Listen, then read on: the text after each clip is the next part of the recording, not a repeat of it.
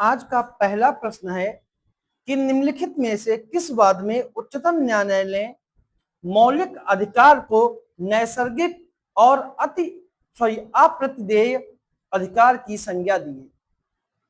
Option है शंकरी प्रसादवाद, गोलकनाथवाद, केशवानंदवाद या फिर मिनर्वा मिल्सवाद। तो इसका कौन सा सही है? तो सबसे पहले हम शंकरी प्रसादवाद की चर्चा करते हैं।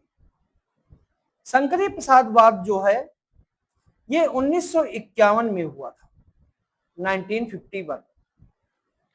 इसमें पहले संशोधन अधिनियम 1951 की वैधता को चुनौती दी गई थी, जिसने अनुच्छेद 31 के तहत संपत्ति के मौलिक अधिकार को कम कर दिया था। और उच्चतम न्यायालय ने शंकरी प्रसाद मामले में निर्णय देते हुए स्वीकार किया था कि संसद मूल अधिकारों में भी संविधान के अन्य उपबंधों की भांति संशोधन कर सकती है, यानी मूल अधिकार कोई स्पेशल नहीं है। गोलकनाथवाद की बात करें तो यह मामला इस बात पर केंद्रित था कि क्या भारतीय संसद को संविधान को किसी भी उचित तरीके से बदलने का अधिकार है या नहीं। और गोलकनाथवाद में सर्वोच्च न्यायालय ने निर्णय की प्रक्रिया स्वरूप ही संसद ने संविधान का अनुच्छेद 368 के तहत 24वां संवैधानिक संशोधन पारित किया और ये कहा कि मूल अधिकारों में भी संशोधन किया जा सकता है। गोलकनाथ के मामले में ही न्यायाधीश सुब्बा राव ने इन मूल अधिकारों को नैसर्गिक और अप्रतिदेय माना था। तो सही आंसर क्या होगा? B option. अगर हम केशवानंद भारतीवाद की बात करें तो यह 1973 में हुआ था और गोलकनाथ 1967 में हुआ था। जो केशवानंद भारती 1973 में हुआ था और इसका प्रतिवादी जो था वो केरल राज्य था। इसमें एक 13 सदस्यों की न्यायाधीशों की पीठ बैठी और बहुमत 7:6 से आया और इसने गोलकनाथ मामले में फैसले को उलट दिया कि संसद संविधान में जहां चाहे वहां संशोधन कर सकती है, लेकिन मूल ढांचे में परिवर्तन नहीं कर सकती। और इसीलिए केशवानंद भारतीवाद में मूल ढांचे का सिद्धांत प्रतिपादित किया।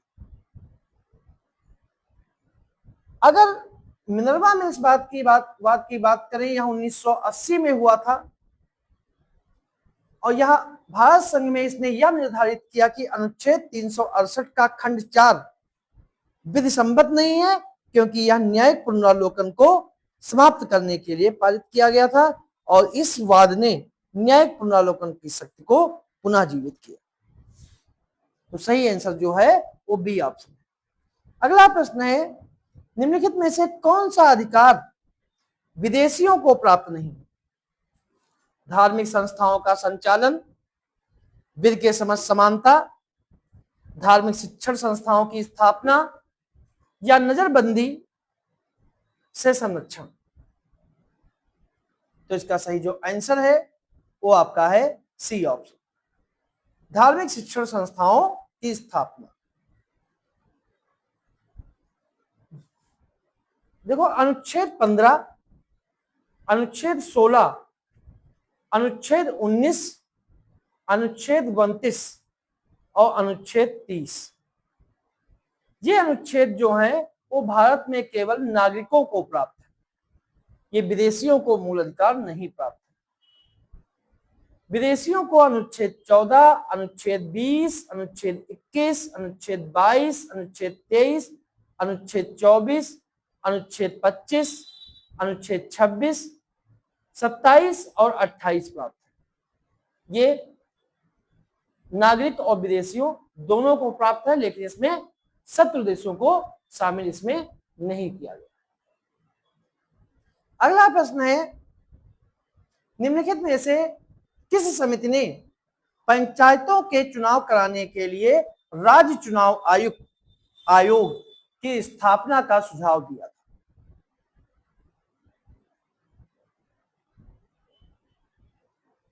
स्थापना का सुझाव दिया था।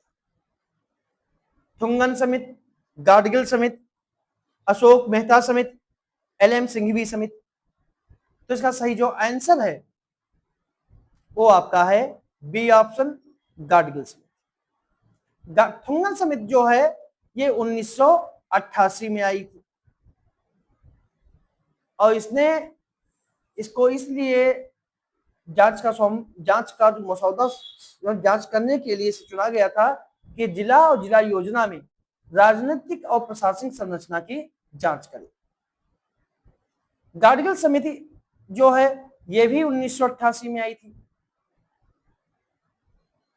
और अशोक मेहता समिति जो है 1977 में आई थी और एलएम सिंघवी समिति जो है वो 1987 में आई थी। तो सही आंसर जो है वो बी ऑप्शन है, गाडगिल समिति। अगला प्रश्न है, भारत के राष्ट्रपति को पदच्युत करने वाला प्रस्ताव निम्नलिखित में से किस सदन में प्रस्तुत किया जा सकता है? लोकसभा में, राज्यसभा में, संसद के किसी सदन में या फिर राज्य की किसी भी विधानसभा में। तो कौन सा सही है? तो इसका सही जो आंसर है वो आपका है बी ऑप्शन, राज्यसभा में। क्योंकि उपराष्ट्रपति की पदावधि उसके पद ग्रहण करने से लेकर 5 वर्ष तक होती है, लेकिन वह अपनी पदावधि में किसी भी समय अपना त्यागपत्र राष्ट्रपति को दे सकता है। उसे अपने पद से पदावधि पूर्ण होने से पहले भी हटाया जा सकता है। इसके लिए महाभियोग की आवश्यकता होती है। उसे राज्यसभा द्वारा बहुमत में पारित कर विशेष अधिकार के द्वारा हटाया जा सकता है। इसका अर्थ यह है कि राज्यसभा में प्रभावी बहुमत से पारित होना चाहिए जो संकल्प है, और लोकसभा में सामान्य बहुमत से पारित। और यह संकल्प जो है केवल राज्यसभा में ही प्रस्तुत किया जा सकता है, ना कि लोकसभा में। परंतु ऐसा कोई प्रस्ताव पेश नहीं किया जा सकता जब तक 14 दिनों का अग्रिम नोटिस ना दिया गया। और ध्यान देने की बात योग्य है कि संविधान में उपराष्ट्रपति को हटाने के लिए किसी भी आधार की आवश्यकता नहीं है या किसी भी आधार को बताया नहीं गया है। अगला प्रश्न है, सूची 1 और सूची 2 को सम्मिलित करना जिसमें संवैधानिक संशोधन और अनुच्छेद दिए गए। कि 42वें संवैधानिक संशोधन में क्या जोड़ा गया, 44वें में क्या जोड़ा गया, 86वें में क्या जोड़ा गया और 97वें में क्या जोड़ा गया। तो इसका सही आंसर क्या है? तो 42वें संवैधानिक संशोधन में 43A जोड़ा गया, 44वें संवैधानिक संशोधन में अनुच्छेद 38 में जोड़ा गया, 86वें संवैधानिक संशोधन में 21A जोड़ा गया और 92वें संवैधानिक संशोधन में 43B जोड़ा गया। तो सही आंसर जो है वो बी ऑप्शन, क्योंकि 43A में उद्योगों के प्रबंधन में श्रमिकों की भागीदारी है। 44वें संवैधानिक संशोधन में एक निदेशक तत्व को जोड़ता है जो राज्य से अपेक्षा करता है कि उस राज्य लोगों की आय, प्रतिष्ठा और सुविधाओं के अवसर में असमानता को समाप्त करे। जबकि 21 में जो है वो 6 वर्ष की आयु तक निःशुल्क शिक्षा की बात करता है। और 97वें संवैधानिक संशोधन जो है वो 2011 में 43B जोड़ा गया है, जिसमें यह कहा गया है कि राज्य जो है सहकारी समितियों की स्थापना करे। अगला प्रश्न है, भारत के निर्वाचन आयोग के संदर्भ में निम्नलिखित कथनों पर विचार करें। पहला, कि संविधान में निर्वाचन आयोग के सदस्यों की पात्रता का कोई निर्धारण नहीं किया गया है। संविधान में आयोग के सदस्यों की पदावधि 5 वर्ष निर्धारित है और मुख्य निर्वाचन आयुक्त को पदच्युत करने की प्रक्रिया उच्चतम न्यायालय के न्यायाधीशों के समान है। तो उपरोक्त में से कौन सा कथन सही है? 1 और 2, 1 और 3, 2 और 3 या फिर 1, 2, 3। तो जो इसका सही जो आंसर है वो आपका है बी ऑप्शन, 1 और 3। मतलब पहला सही है और तीसरा सही। भारत का निर्वाचन आयोग जो है एक स्थायी और स्वतंत्र निकाय है। इसके लिए संविधान का भाग 15 और अनुच्छेद 324 दिया गया। जिसमें कहा गया है कि भारत का निर्वाचन आयोग राष्ट्रपति, उपराष्ट्रपति, संसद और राज्य विधानमंडलों के चुनाव करवाएगा। संविधान में निर्वाचन आयोग के सदस्यों की पात्रता का निर्धारण नहीं किया गया है, इसलिए पहला कथन सही है। उसका कार्यकाल जो है 6 वर्ष या 65 वर्ष जो पहले हो तब तक होता है, और किसी भी समय अपना त्यागपत्र दे सकते हैं या उनका कार्यकाल समय होने से पहले हटाया जा सकता है, इसलिए दूसरा कथन जो है गलत है। और इनको तभी हटाया जा सकता है, वही प्रक्रिया का पालन करके हटाया जा सकता है जिस प्रक्रिया का पालन करके सर्वोच्च न्यायालय के न्यायाधीशों को हटाया जाता है। तो सही आंसर जो है वो बी ऑप्शन। अगला प्रश्न है, भारत के राष्ट्रपति के विचार विधेयक को सुरक्षित रखने का प्रावधान किस देश से लिया गया है? ब्रिटेन, ऑस्ट्रेलिया, कनाडा या फिर अमेरिका? तो जो इसका सही जो आंसर है वो आपका है सी ऑप्शन, कनाडा से।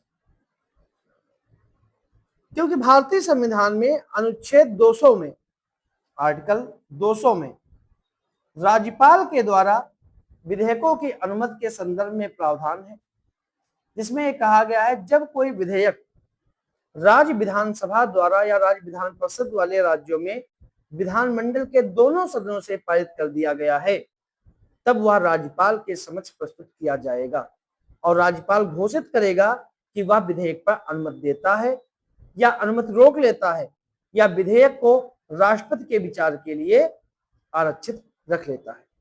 चूंकि भारत में संविधान में कनाडा की संघीय व्यवस्था को ग्रहित किया गया है, इसीलिए राष्ट्रपति के विचारार्थ राज्यपाल द्वारा विधेयक को सुरक्षित रखने का प्रावधान कनाडा के संविधान से लिया गया है। अगला प्रश्न है, प्राक्कलन समिति के संदर्भ में विचार कीजिए कि इसका गठन भारत सरकार अधिनियम 1919 के तहत किया गया। इस समिति के सभी सदस्य लोकसभा से चुने जाते हैं और मंत्रिमंडल का कोई सदस्य समिति में नियुक्त नहीं किया जा सकता। तो इनमें कौन सा कथन सही है?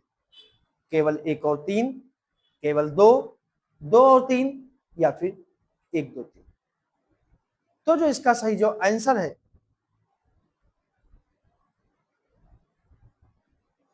वो आपका है सी ऑप्शन, 2 और 3। वह दूसरा सही है, तीसरा सही, पहला गलत है। पहला गलत इसलिए है कि इसकी स्थापना जो है पहली बार 1921 में की गई और आजादी के बाद इसे 1950 में वित्त मंत्री जॉन मथाई की सिफारिशों पर इसे पुनर्गठित किया गया था। इसीलिए पहला कथन गलत है और इस प्राक्कलन समिति में सदस्यों की संख्या जो है वो 30 होती है और समिति का कार्यकाल जो है वो 1 वर्ष का होता है। ठीक है, तो इसका सही आंसर जो है 2, 3। अगला प्रश्न है, भारतीय संविधान में न्यायपालिका का कार्यपालिका से पृथक्करण का उपबंध निम्नलिखित में से किस भाग में वर्णित है? प्रस्तावना, राज्य के नीति निर्देशक तत्व, मौलिक कर्तव्य या फिर राज्य और संघ के अधीन सेवाएं? तो इसका सही जो आंसर है वो आपका है बी ऑप्शन, राज्य के नीति निर्देशक तत्व। संविधान के भाग 4 में नीति निर्देशक तत्वों के तहत आर्टिकल 50 में कार्यपालिका का न्यायपालिका से पृथक्करण का उपबंध किया गया है। नीति निर्देशक तत्व जो है अनुच्छेद 36 से लेकर 51 तक दिए गए। मूल कर्तव्यों का प्रावधान जो है अनुच्छेद 51A में दिया गया है। वर्तमान में 11 मूल कर्तव्य हैं, जबकि मूल रूप से 10 मूल कर्तव्य थे। 86वें संवैधानिक संशोधन 2002 में 11वें मूल कर्तव्य को शामिल किया गया। अगला प्रश्न है,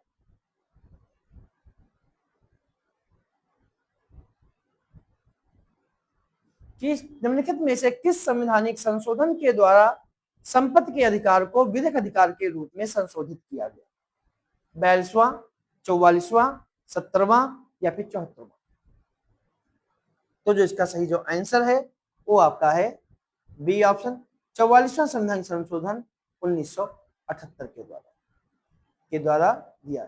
44वां संविधान संशोधन अधिनियम 1978 के द्वारा संपत्ति के अधिकार जो अनुच्छेद 31 में था उसको मौलिक अधिकारों की सूची से हटाकर 301 के तहत विधिक अधिकार बनाया गया। अगला प्रश्न है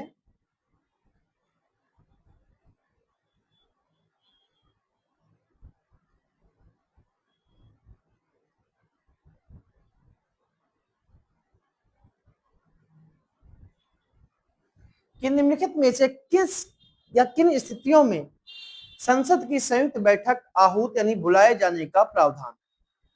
साधारण विधेयक पर गतिरोध हो, धन विधेयक पर गतिरोध हो या संवैधानिक संशोधन पर गतिरोध? केवल एक और दो और तीन या फिर 1 2 3? तो जो इसका सही जो आंसर है वो आपका है ए ऑप्शन केवल 1, साधारण विधेयक। साधारण विधेयक जो है सॉरी संयुक्त बैठक जो है वो अनुच्छेद 108 में दी गई और संयुक्त बैठक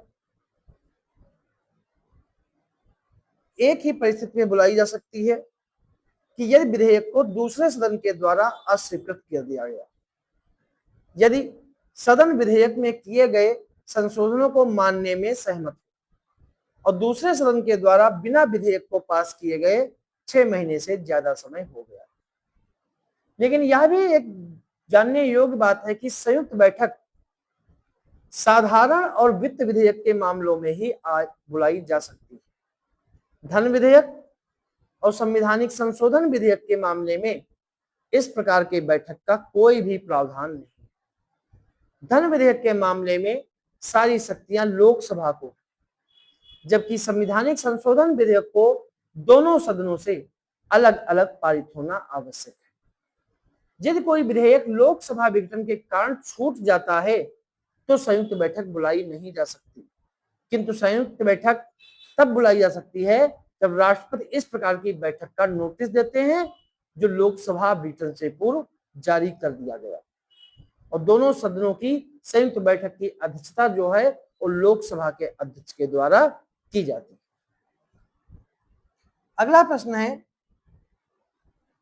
निम्नलिखित में से कौन से अधिकार संविधान के अनुच्छेद 21 में अंतर्निहित है?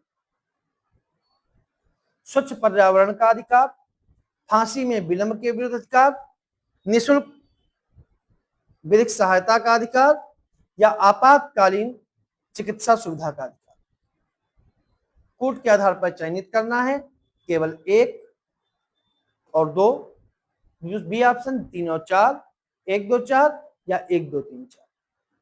तो जो इसका सही जो आंसर है वो आपका है डी ऑप्शन 1 2 3। मतलब चारों जो हैं वो अनुच्छेद 21 के तहत जनता को दिए जाने वाले जीने के अधिकार के अंतर्गत प्रावधान। अगला प्रश्न है राष्ट्रपति शासन के अनुमोदन वाला प्रस्ताव लोकसभा के द्वारा विशेष बहुमत से पारित किया जाना आवश्यक है। दूसरा है राष्ट्रपति शासन के प्रभावी होने पर राज्य मंत्रिपरिषद भंग कर दी जाती है। तीसरा है राष्ट्रपति शासन की अवधि में राज्य बजट को संसद के द्वारा पारित किया जाता है। तो कौन सा कथन सही है? केवल 1 2, केवल 2, 2 और 3 या 1 2 3? तो जो इसका सही जो आंसर है वो आपका है सी ऑप्शन 2 और 3।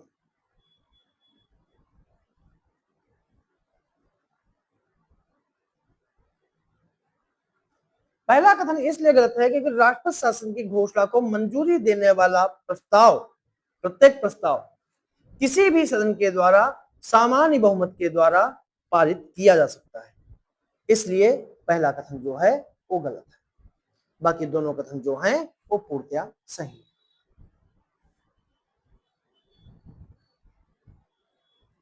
अगला प्रश्न है दल परिवर्तन कानून के संदर्भ में निम्नलिखित कथनों पर विचार करें। पहला है किसी सदन का नाम निर्दिष्ट सदस्य यदि पद ग्रहण के 6 माह के भीतर किसी राजनीतिक दल की सदस्यता ग्रहण कर लेता है तो वह उस सदन की सदस्यता के लिए अयोग्य हो जाएगा।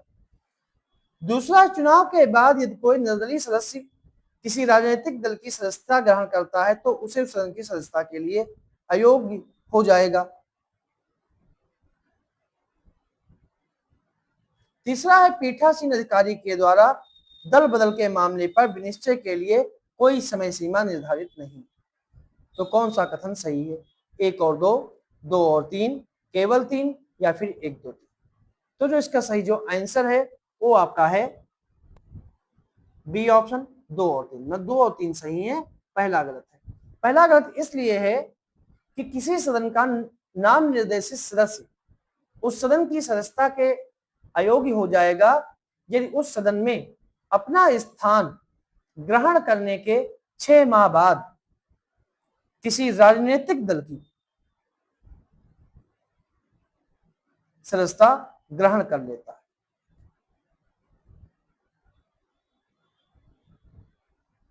ठीक है, 6 माह के भीतर नहीं है, 6 माह के बाद अगर किसी राजनीतिक दल की सदस्यता ग्रहण कर लेता है तो वह अयोग्य हो जाएगा। बाकी दो कथन जो हैं वो सही है। अगला प्रश्न है कि होतो होलोहन वाद निम्नलिखित में से किस विषय से संबंधित है?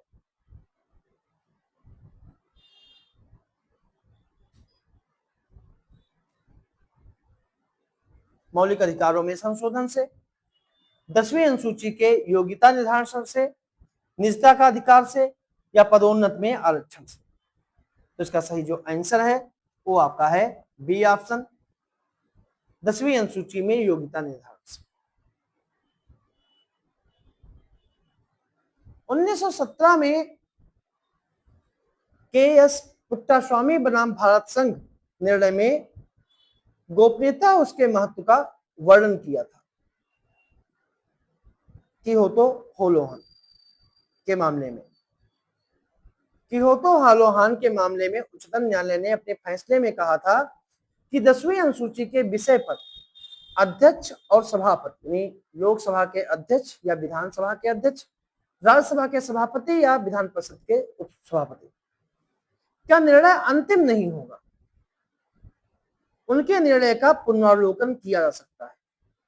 न्यायालय ने माना कि 10वीं अनुसूची के प्रावधान संसद और विधान सभाओं में निर्वाचित सदस्यों के लोकतांत्रिक अधिकारों का हनन कर सकते हैं, ऐसा। और इसी के बारे में 2017 का के.एस. पुट्टास्वामी बनाम भारत संघ का मामला हुआ था कि गोपनीयता उसके महत्व के बारे में वर्गीकृत किया था। अगला प्रश्न है, राष्ट्रपति की क्षमाकालीन शक्तियों के संदर्भ में विचार करें। पहला है, राष्ट्रपति के प्राप्त न्यायिक शक्ति है और न्यायालय द्वारा राष्ट्रपति को इस शक्ति का परीक्षण नहीं किया जा सकता। तीसरा, परिहार के अंतर्गत दंड की प्रकृति में परिवर्तन करते हुए उसे कम किया जाता है। तो कौन सा कथन सही है? केवल 1 और 2, 2 और 3 या फिर 1, 2? तो जो इसका सही जो आंसर है वो आपका है ए ऑप्शन, केवल 1।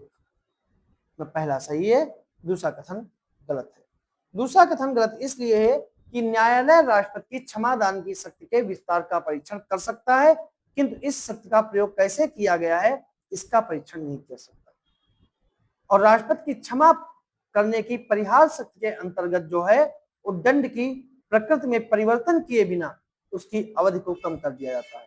जैसे कि 2 वर्ष का कठोर कारावास मिला है तो उसे 1 वर्ष के कठोर कारावास में परिवर्तित कर। अगला प्रश्न है, निम्नलिखित में से कौन सी शक्ति राष्ट्रपति के विवेकाधीन शक्तियों में आती है? पहला है, खंडित जनादेश की स्थिति में प्रधानमंत्री की नियुक्ति। दूसरा, मंत्रिपरिषद के द्वारा सदन में विश्वास खो देने पर सरकार को बर्खास्त करना। तीसरा, संसद के द्वारा पारित विधेयक को पुनर्विचार के लिए वापस करना। तो कौन सा कथन सही है? 1 और 2, 2 और 3, केवल 3 या फिर 1, 2? तो जो इसका सही जो आंसर है वो आपका है डी ऑप्शन, 1, 2, 3। तीनों कथन जो हैं वो राष्ट्रपति की विवेकाधीन शक्तियों के अंतर्गत आते हैं। अगला प्रश्न है, निम्नलिखित में से कौन वर्ष 1953 में गठित राज्य पुनर्गठन आयोग का सदस्य नहीं था? फजल अली, के.एम. पडिक्कर, हृदयनाथ कुंजरू, पट्टाभी सीतारामैया।